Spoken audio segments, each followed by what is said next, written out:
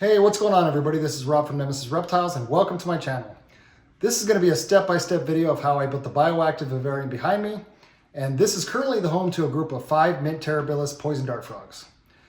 Now these frogs are endemic to the rainforest of Colombia and have 3 main color variations: yellow, orange, and of course my favorite, the mints. For this build I started off with a 36 by 18 by 36 Reptizoo glass terrarium. The first step was to mask off the area where I wanted the background. For this vivarium, I wanted it to be viewable from 3 sides, so I only covered the back of the terrarium. It's a good idea to put down a layer of silicone so that the foam has a better surface to adhere to. For this project, I used black aquarium safe silicone.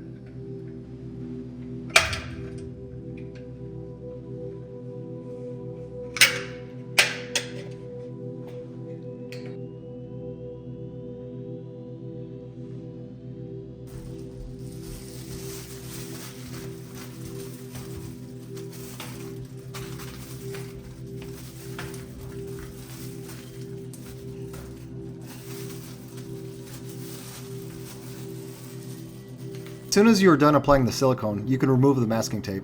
It doesn't have to be perfect, it's just to allow the foam to stick better. Okay, now comes the nerve-wracking part. I wanted to install a drain, so I was going to need to drill a hole in the glass. It's very important to check with the manufacturer to make sure that the glass you are drilling is not tempered. You will need a diamond-coated hole saw drill bit for this step. They are made specifically for glass and tile. Also, drains are not always necessary. I will explain why later in the video. To drill the hole, I first cut a template out of a scrap piece of wood. This keeps the bit from moving around. I used a little bit of olive oil to help keep it lubricated. The key here is to go slow.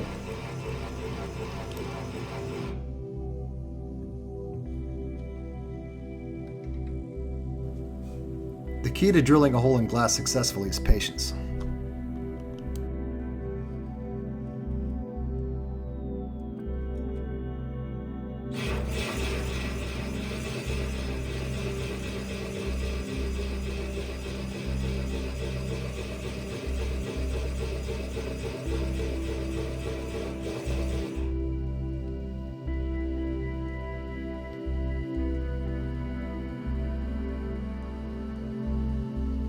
Success. Now I just need to clean up the rough edges with a little bit of sandpaper.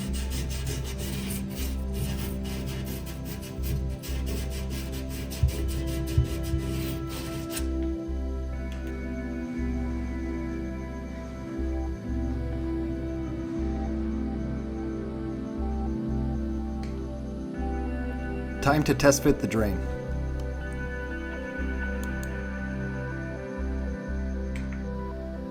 Next I needed to arrange the ghost wood to see what I needed to silicone in place.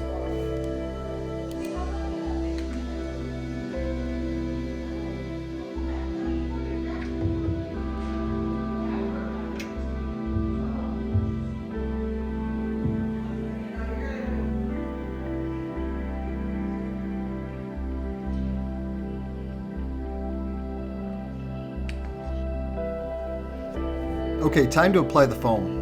I prefer to use pond foam over great stuff. It costs a little more, but I like the results much better.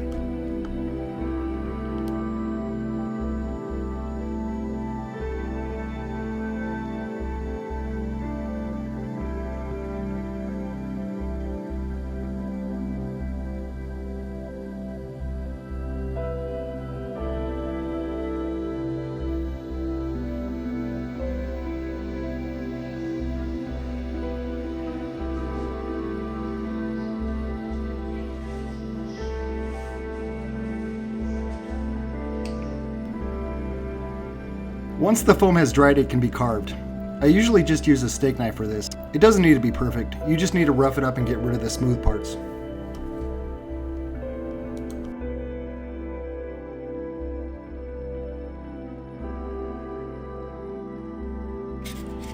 An X-Acto knife is also useful for the hard to reach parts.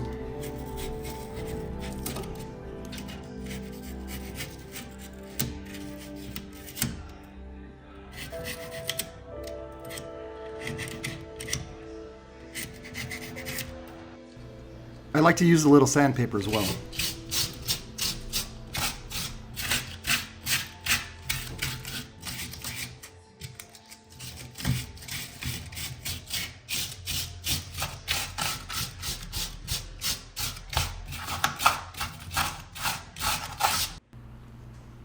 After the carving was done, I added patches of Hygrolon fabric to the background with Gorilla Glue. Hygrolon fabric is great at wicking water and helps plants and moss grow on the background.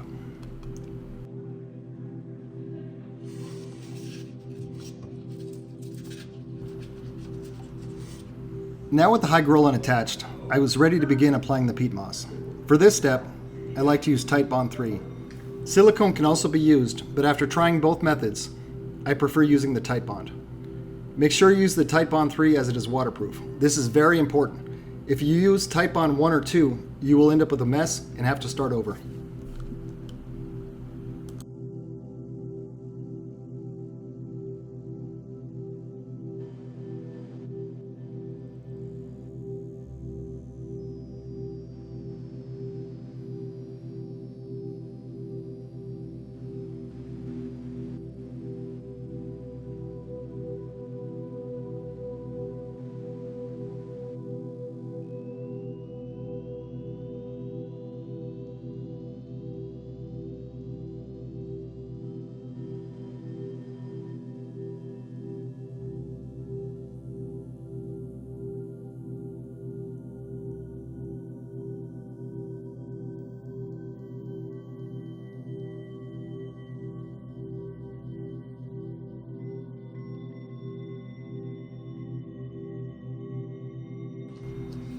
Now with the glue still wet, I generously cover it with peat moss.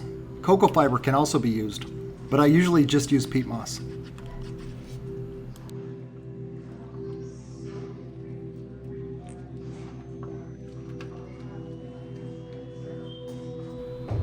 Now just press it down to make sure it sticks.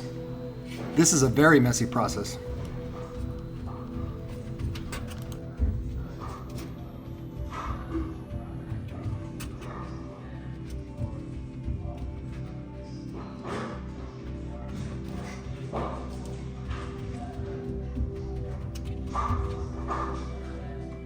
Moss can be brushed away and reused.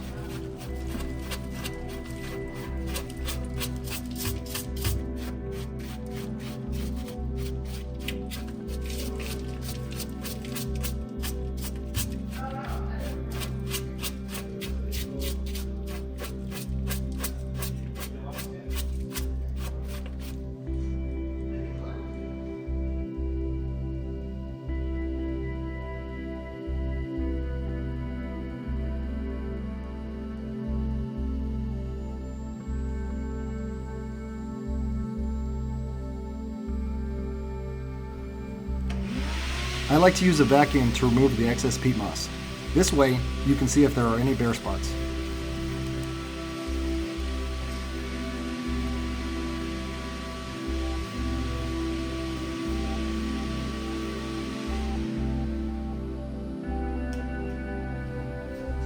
Now just continue until the entire background is done.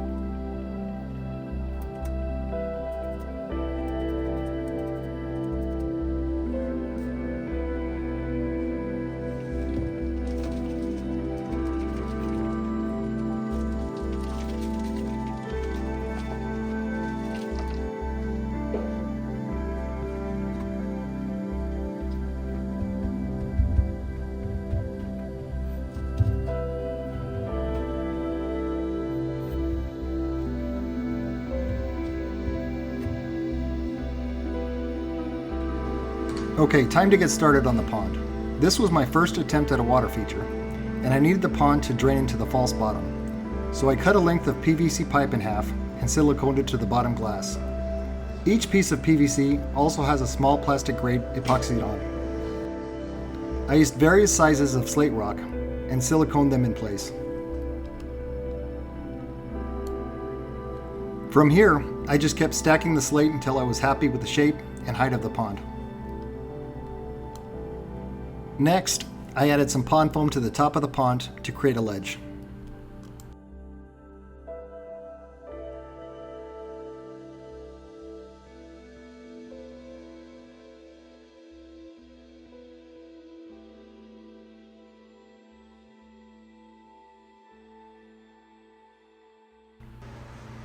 After the foam cured, I carved it into a flat ledge.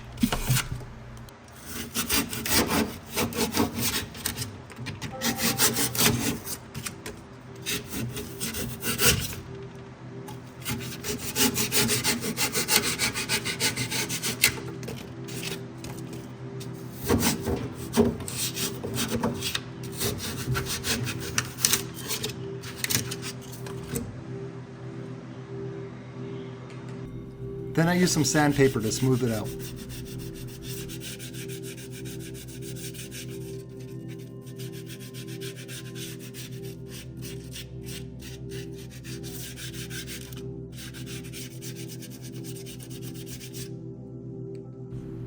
Next, I added a thin layer of silicone to attach some more slate.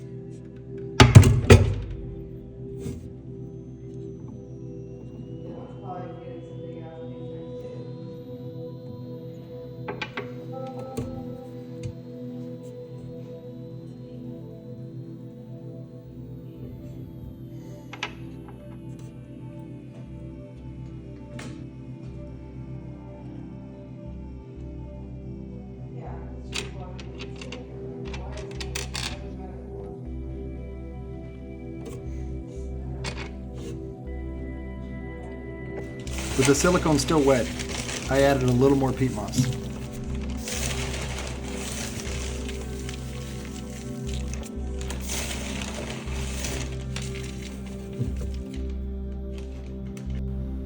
After vacuuming off the excess peat moss, I could see the final result. This was my first time adding a water feature, and I was very happy with the result.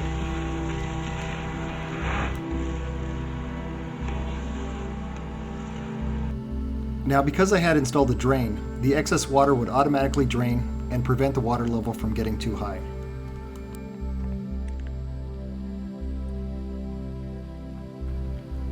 Now it was time to get started on the drainage layer. For this project, I decided to use GEOLITE without a false bottom. It's always a good idea to rinse the disc off before doing this.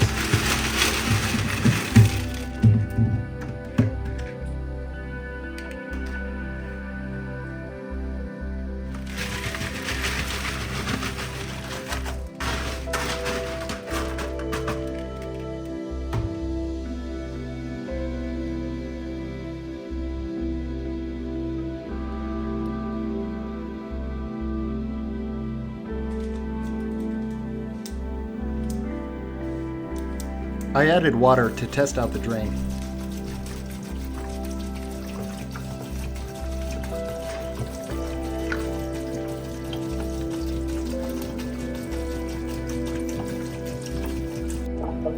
Looks like the drain is working. The water will drain into a bucket that's in the stand. Next, I added some window screen on top of the GEOLITE.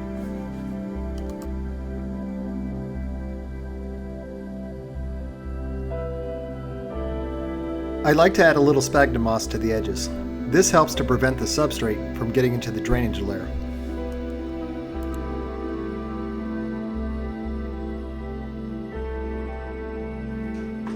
For this project, I used my own special formula of ABG mix.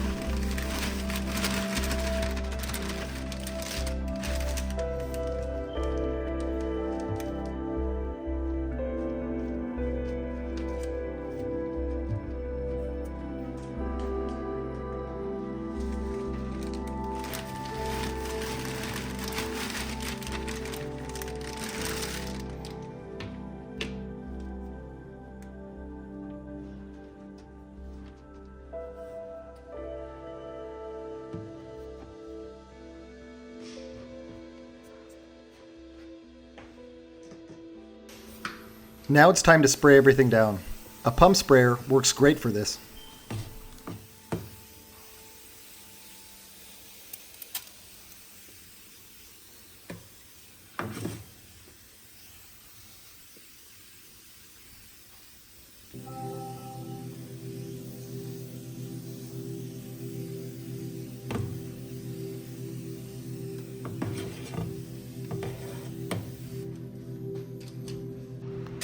A little bit of black gravel was added to the pond.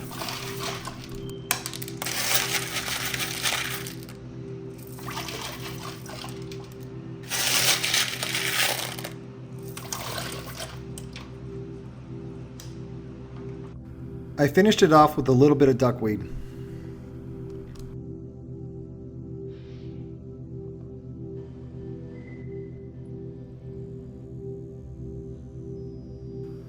Okay, now I needed to get started on the glass top. Some more holes will need to be drilled for the ventilation, fogger, and the mist king.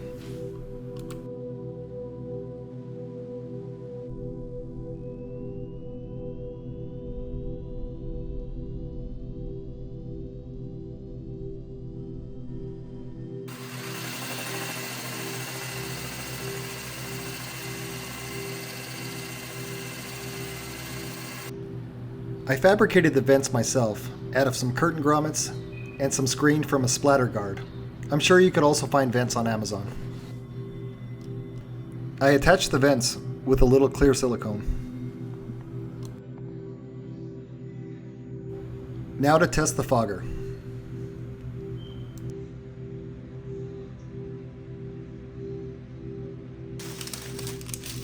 Okay, now for the leaf litter. The leaf litter provides some cover for the frogs and helps support the springtails and isopods that help maintain the vivarium.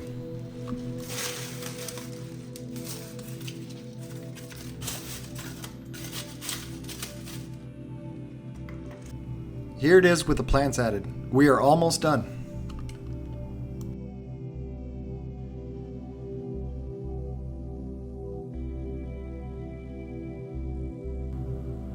I attached some tropical moss to the Hygrolon using toothpicks.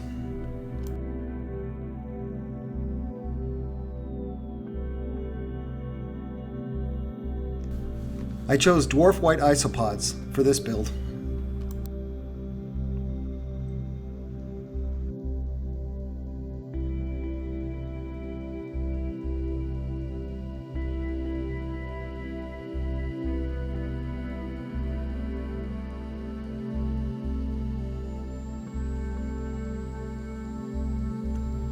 Okay, now for the springtails.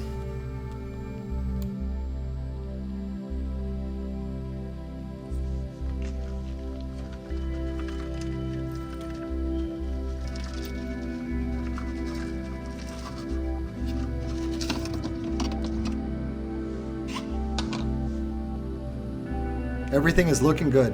I'm very happy with the result.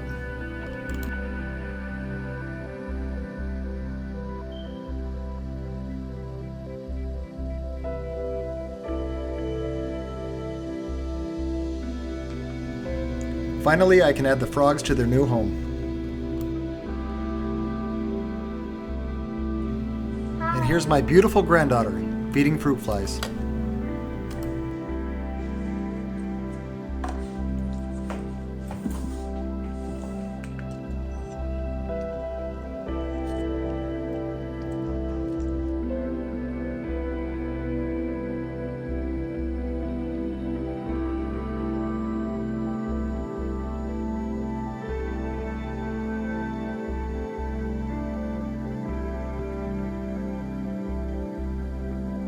Thanks for watching.